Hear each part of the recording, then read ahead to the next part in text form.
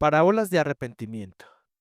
En esta cuarta temporada hemos estado hablando acerca de las parábolas de Jesús. Y recuerden que las parábolas en sí son historias sencillas, coloquiales, en las que se esconden los secretos del reino. Y Jesús nos enseñó una parábola llamada la parábola del sembrador, donde nos explicó los personajes, nos explicó lo que significaba y nos dijo, si ustedes quieren entender las parábolas, pues deben entender la parábola del sembrador, por supuesto, como un punto de partida para entender las demás. Ahora, en los episodios anteriores estuvimos revisando esta parábola del sembrador y otras en las que hemos estado hablando acerca de algunos temas especiales que Dios nos ha regalado a través de ellas. Y por eso te invito a que puedas revisarlas. Hoy, nuestro turno es para las parábolas del arrepentimiento. Bueno, quizás todas no son del arrepentimiento, todas las parábolas que dio Jesús, pero las que vamos a ver hoy específicamente son las parábolas que nos enseñan de ese tema crucial del que Jesús habló específicamente y también Juan el Bautista, que es el tema del arrepentimiento. El arrepentimiento, como digo, fue importante porque fue el primer mensaje que Jesús habló. Ahora, cuando empezamos todo el podcast de Dosis de Bendición, el primer episodio precisamente que hicimos en la primera temporada fue el mensaje de Jesús, el mensaje de Dios acerca del arrepentimiento. Entonces, pues si el arrepentimiento es un tema importante en la Biblia, por supuesto que debe estar dentro de las parábolas que dijo Jesús, porque sus secretos estarán dentro de ellas. Ahora, la primera parábola que vamos a revisar hoy está en Lucas capítulo 18 y versículo 14. Y se llama la parábola del fariseo y del cobrador de impuestos. A mí personalmente me molesta mucho cuando predico acerca del publicano. Nada de broma, no me molesta. Lo que pasa es que he trabajado para una entidad que recauda impuestos aquí en el país. Entonces, puedo asemejarme un poquito a la historia de un publicano, ¿no? Entiendo un poco, obviamente, el tema de los impuestos. Normalmente, un cobrador de impuestos es odiado por las personas. Entonces, puedo entender muy bien lo que le pasaba al cobrador de impuestos, que era odiado en el tiempo de Roma. Pero bueno, vamos a leer rápidamente esta parábola para que podamos entrar a los personajes y a lo que Dios quiere que apliquemos dentro de esta parábola. Lucas 18:9 dice así. Luego Jesús contó la siguiente historia a algunos que tenían mucha confianza en su propia rectitud y en especial de los demás. Me gusta esa explicación que hace Lucas porque de una vez va yendo al grano. Hay gente que se la da de mucho y hay gente que cree que solo ellos son salvos y no les importa lo que piensan los demás. Pero Jesús de una vez contó una parábola para llamarle la atención a todos ellos o a nosotros, por supuesto, si nos ha pasado. Dice la historia, dos hombres fueron al templo a orar. Uno era fariseo y el otro era un despreciado cobrador de impuestos. Y voy a hacer de una vez la claridad. Recuerden que un fariseo era un maestro de la ley. Un fariseo no significa un hipócrita. Todos creemos que fariseo es hipócrita, no. Jesús a los fariseos, que eran los maestros de la ley, eran los senseis del momento del judaísmo, ellos eran muy hipócritas. Entonces Jesús les dio ese despectivo. Ustedes fariseos son hipócritas. Pero fariseo no significa hipócrita. Fariseo es maestro de la ley. Entonces, primer personaje, un maestro de la ley y un cobrador de impuestos que se consideraban en ese tiempo ladrones, perversos, malvados, pues que se habían unido a Roma, ¿no? Y ahora les cobran impuestos a sus propios conciudadanos, entonces la gente los odiaba. Vamos al segundo versículo que dice, el fariseo de pie, apartado de los demás, hizo la siguiente oración. Te agradezco, Dios, porque no soy como los otros, tramposos, pecadores, adúlteros, y mucho menos, para nada soy como ese cobrador de impuestos. Ayuno 2 veces a la semana y te doy el diezmo de mis ingresos. Aparentemente este fariseo estaba cumpliendo con toda la ley, ¿no? Como un comentario. Pero bueno, luego sigue la historia. En cambio, el cobrador de impuestos se quedó a la distancia. Ni siquiera se atrevía a levantar la mirada al cielo mientras razonaba, sino que golpeó su pecho en señal de dolor mientras decía, oh Dios, ten compasión de mí, porque soy pecador. Y luego Jesús dice, les digo que fue este pecador y no el fariseo quien regresó a su casa justificado delante de Dios. Pues los que se exaltan a sí mismos serán humillados, y los que se humillan serán exaltados. Wow, me gusta esa parábola. Me gusta porque es que el Señor le habla a uno, directo. Bueno, personajes. Vamos a los personajes. Está el maestro de la ley, el fariseo, y el publicano o cobrador de impuestos. ¿Qué vemos aquí en esta parábola? Dos actitudes. Fíjate que el arrepentimiento es una actitud. Entonces, pueda que la actitud del fariseo nos muestra que el fariseo está cumpliendo muchas cosas, muchos mandamientos de la ley, como lo dice ahí. Pero ojo, recordemos que Dios mira el corazón. Si tú obedeces por obedecer y crees que está justificados, no. ¿Crees que está justificado? No. La Biblia dice, el que esté firme, mire que no caiga. Y vemos que Dios aborrece esa actitud del que se cree mucho, ¿no? Porque yo sí obedezco, yo todo me lo sé, yo soy el tremendo y los demás no, por su condición, pero sin nosotros conocer el corazón que sí conoce a Dios. Dios quiere entonces que siempre tengamos una actitud como la del cobrador de impuestos, es decir, agachando la cabeza, con un arrepentimiento genuino. ¿Qué significa esto de arrepentimiento genuino? ¿Lo recordamos? Es reconocer que hemos pecado, pedir perdón y alejarnos, ojo, alejarnos del pecado para poder estar bien con Dios. Y cuando hacemos ese arrepentimiento genuino, entonces hay justificación. Ahora, ten en cuenta esto. La justificación es que Dios nos presenta precisamente justos ante nuestro Padre. No éramos justos, pero por el arrepentimiento alcanzamos esa justicia y gracias al sacrificio de Jesús en la cruz. No somos justos porque hemos cometido errores, pero merecemos el castigo eterno. Pero ojo, cuando hay un arrepentimiento genuino, Jesús nos presenta como justos.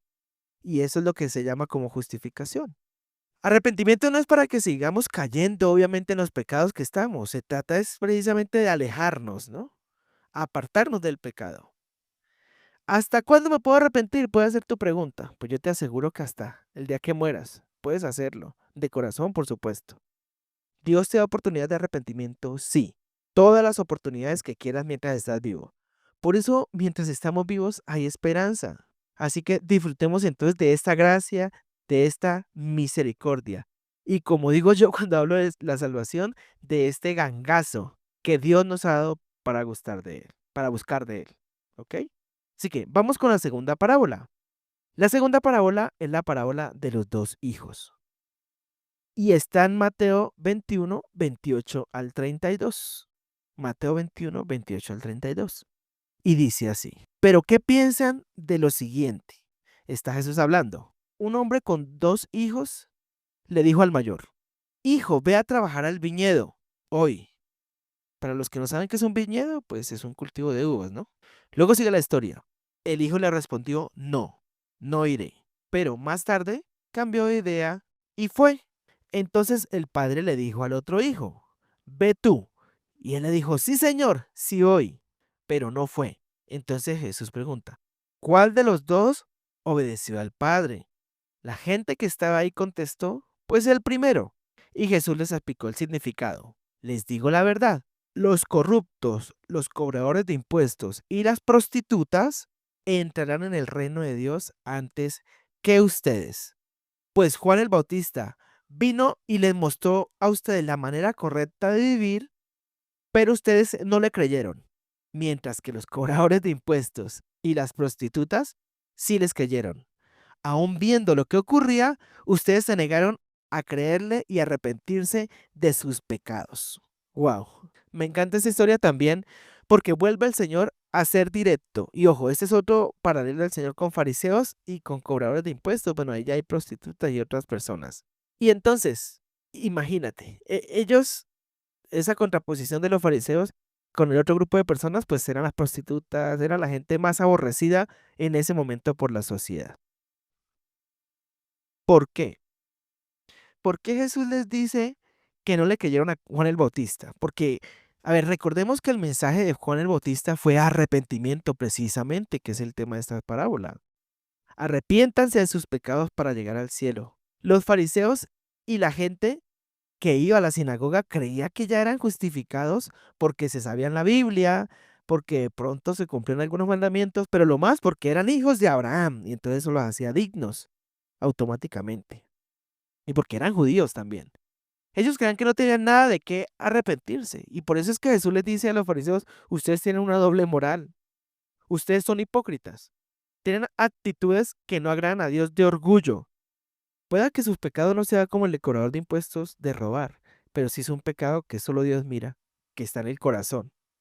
Pueda que no sea como el pecado de la prostituta, que es un desorden sexual, pero sus pecados son internos que solo Dios puede ver. Ahora, esto no significa que el cobrador de impuestos siguió robándose la plata, tampoco significa que la prostituta siguió ofreciendo sus servicios sexuales. No, dice claramente que ellos sí le creyeron el mensaje a Juan, es decir, que se arrepintieron, que dejaron de hacer las cosas. Muchos de ellos renunciaron a sus malos trabajos o devolvieron lo que habían robado. Bueno, hay varias historias de la Biblia que nos muestran qué pasó con algunas prostitutas y algunos cobradores de impuestos que siguieron a Jesús, pero sus obras fueron dignas de frutos de un arrepentimiento genuino. Los fariseos, ¿qué decían? Nosotros no necesitamos de esas cosas, pero en realidad su corazón estaba podrido. Jesús, ¿qué quiere? Santidad en nuestras vidas. Por supuesto, es que ya necesitamos mucho del Señor. Y entonces, me voy a remitir un poco a la primera parte de la historia. Son dos hijos. Aquel hijo que dice, no, no iré, pero más tarde decide ir. Y el otro hijo que dice, sí, Señor, pero no fue. Ese hijo que dijo no y que después sí fue, pues es el hijo equivalente a los cobradores de impuestos y a las prostitutas, ¿sí? Porque ellos al principio de su vida dijeron, no lo quiero obedecer a Dios, me dirigiré al pecado. Pero después cambiaron de opinión, aceptaron al Señor y decidieron seguir sus caminos. Diferente es el otro hijo que dijo, sí, yo quiero servirle a Dios. Y ese es comparado a los fariseos. Es decir, imagínate, dijeron sí, queremos servir al Señor, pero en realidad en su corazón no lo estaba haciendo. El Señor los había llamado, les había dicho sí, quiero servirle, Señor, pero a la final no cumplieron realmente porque solo vivían de apariencias. Y el Señor no quiere eso en nuestras vidas. Él quiere que vivamos diferente en nuestras vidas, que no vivamos de apariencias, sino que seamos diferentes. Y bueno, me voy con la tercera historia que está en Lucas 13, 6 al 9, que dice lo siguiente. Luego Jesús les contó la siguiente historia.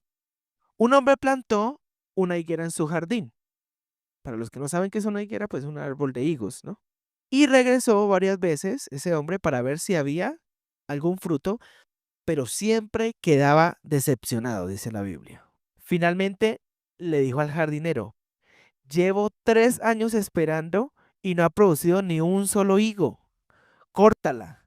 Solo está ocupando espacio en mi jardín. Y el jardinero le respondió, Señor, dale otra oportunidad. Déjala un año más y le daré un cuidado especial y mucho fertilizante. Entonces el jardinero dice, si el año próximo da higo, bien. Bueno, el dueño dice, sí, si el año próximo da higos, bien. Si no, entonces puedes cortarla. Bueno, vamos a desagregar rápidamente qué significa. ¿Quién es el hombre que plantó una higuera en el jardín? Pues representa a Dios. ¿Qué es el jardín? La tierra. ¿Qué es la higuera? Los hombres, o sea, nosotros. ¿Qué quiere el Señor cuando nos creó? El propósito de habernos creado a nosotros es salvarnos. Y para que nosotros seamos salvos, pues tenemos que tener frutos. ¿Qué es fruto? Pues frutos de arrepentimiento, lo que estamos diciendo ahora. Pero ojo, dice que Dios, o ese hombre, pues regresó varias veces a ver si daban frutos, pero siempre quedaba decepcionado.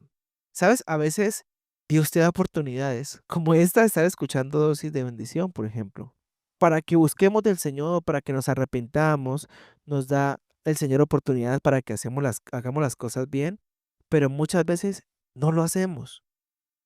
Entonces Dios a veces dice, yo no doy más oportunidades. En su gracia y en su misericordia, mientras estamos vivos, hay esperanza.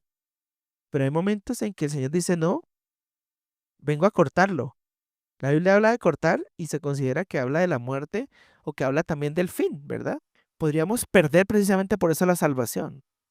Pero finalmente dice la historia, el jardinero que representa a Jesús, el jardinero es el Hijo de Dios, Jesús. porque Jesús es nuestro abogado que intercede por nosotros.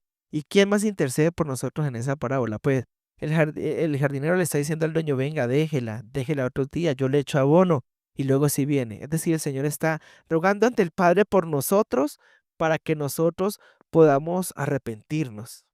Me parece lindo esto. Entonces, la Virgen no es la intercesora, nadie más es Jesús, es el intercesor. Y la Biblia lo dice, de hecho, que el único mediador entre Dios y los hombres es Jesucristo. Jesús diciendo, Señor, dale otra oportunidad, déjala un añito más. Yo voy a echarle fertilizante, yo voy a echarle agüita, yo voy a permitir que él escuche, voy a permitir que él escuche un mensaje de la palabra, yo voy a traer una persona para que le dé un consejo, yo voy a poner a alguien a que ore por él, yo voy a poner una iglesia cerca. O sea, el Señor está viendo todo para que tú y yo estemos bien delante de él. Esa es la misericordia de Dios. Bienvenidos a la misericordia de Dios a través de Jesús. Jesús intercede al Padre por nosotros, pidiendo por misericordia y pidiendo tiempo para que Él haga eso que hablamos ahora, el fertilizante, la palabra de Dios, el Espíritu Santo, cada oportunidad que el Señor nos da, la oportunidad de leer su palabra, de acercarnos a Dios, la oportunidad de perdonar, la oportunidad de no robar, la oportunidad, porque el Señor dice que Él no quiere que nadie se pierda, sino que todos procedamos al arrepentimiento. Así que finalmente en esa historia podemos decir que hay momentos en que Dios colma su paciencia, pero gracias a su misericordia, que nivela esa paciencia del Señor para que no venga, ¿cierto? Y nos dé las oportunidades siempre. Pero tú y yo, nuestra responsabilidad es tener frutos, frutos para que esa higuera no sea cortada y estamos listos para no perder nuestra salvación. Finalmente te digo, si tú que has buscado de Dios y te sientes identificado, toma esto como una señal de parte de Dios, una señal poderosa de que el Señor está esperando que tú te arrepientas, que tú y yo le busquemos y que tú y yo estemos enfocados. No sé con quién te sientes identificados. De pronto si con el fariseo, de pronto estás identificado con el publicano, ¿sí? Si es con el fariseo es porque vas a la iglesia, sabes mucha Biblia, te congregas y todo aparentemente bien, pero en tu corazón está lejos de Dios. Ahí puede ser el fariseo. Pero si eres el publicano, de pronto hasta lejos de Dios, no sabes nada, no ni te congregas, no buscas su palabra, pero el Señor te está dando este mensaje como una oportunidad de arrepentimiento también. Cualquiera de los dos casos, el Señor está dándonos la oportunidad de acercarnos a Él, de hacer su voluntad y de aceptar su misericordia. Hoy es un llamado de arrepentimiento para tu vida y para mi vida, como el mensaje que siempre fue desde el principio. Es un mensaje que no es del Nuevo Testamento, es un mensaje desde el Antiguo Testamento, es el mensaje que no debemos descuidar nuestra salvación tan grande. Amén, porque podíamos perderla. Finalmente, entonces, la pregunta sería, ¿es Dios la persona más importante en tu vida y en mi vida? Si Dios es la persona más importante para tu vida, aprovecha esa misericordia. Aprovechemos el tiempo para buscar de Dios, para buscar de sus caminos, para arrepentirnos de todo corazón. Reflexionemos en eso. Dios te bendiga.